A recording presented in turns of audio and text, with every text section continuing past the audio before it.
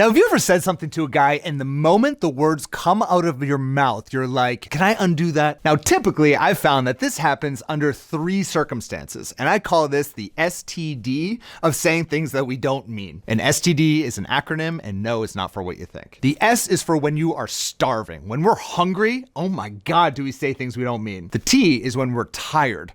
Have you ever been just so tired you haven't gotten enough sleep and you're just like unnecessarily mean? And then the D is, you've guessed it, when you are drunk. And my personal favorite is when you combine all 3 of the STD, starving, tired, and drunk, we become monsters. So in this video, I'm going to be talking about the 7 things to never say to a guy that you love, even if you have an STD.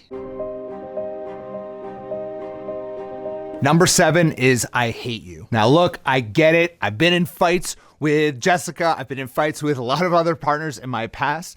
There's a tendency to want to say that you hate someone, and you might hate their behaviors, but you don't hate them. And you got to really hold this back when you say those types of words, because once you're throwing hate out there, it's something that is really hard to bring back. Number 6 is I'm dating other men. Now, you'd obviously only say this to a guy that you're in the earlier stages of dating. You wouldn't say this to a guy if you're exclusive with him. At least I would hope not. But there's some women out there who might say this to a guy that she's dating other guys because she wants to make the guy jealous, or she just wants to be really unnecessarily open about her love life with the guy. I don't recommend it either way. Now, as part of the Little Love Steps, when you're going through Little Love Steps 1 through 5, we do recommend you talking to multiple people until you get to Little Love Step number 6.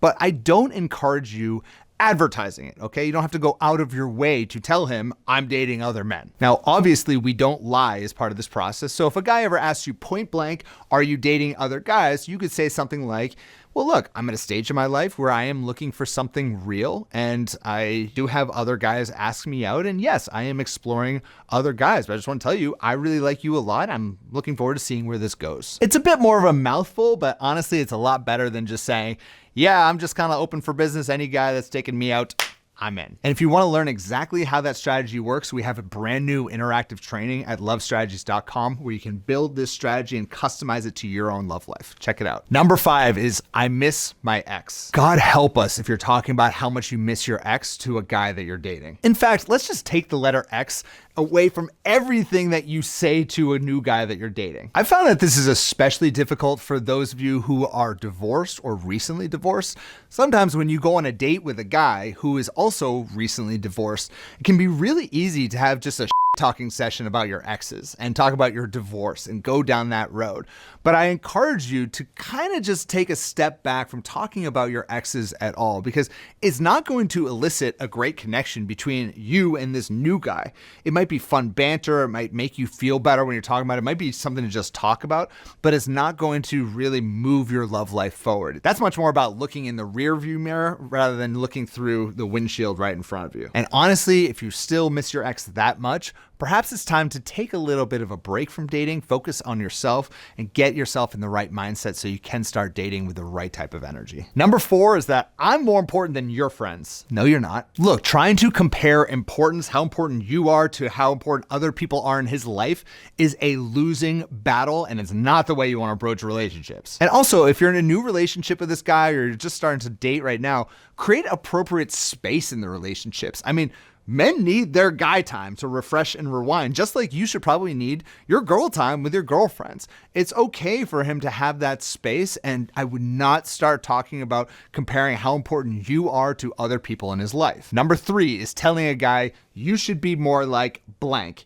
Insert any other male figure in your life. My dad, weird. My brother, even weirder. Your friend Billy, because he seems really nice. Okay, go date Billy, you'll see. Trust me. Now, like, honestly, it's okay to give some feedback in relationships, but be sparing with it and be thoughtful about how we're delivering it. Comparing him and telling him he should be like someone else, that ain't gonna work for most guys. Number 2 is you're a loser. It goes without saying, but don't call anyone a loser unless, I don't know, maybe you like caught him cheating on you and you just like hate him and he's a loser. I guess you can use all of these things that I talk about in this video if you caught him cheating on you, but I don't know. Or you could just move on and not talk to that guy ever again. Your choice. And finally, number 1 is something that we all think about saying to someone we love, but we really shouldn't be saying it if we want to have a healthy relationship. And that is, you can't go spend time with blank. When we start telling someone who they can and cannot spend time with, this is what is known as a boundary violation. When you tell a guy that he can't spend time with one of his old friends because you don't like him,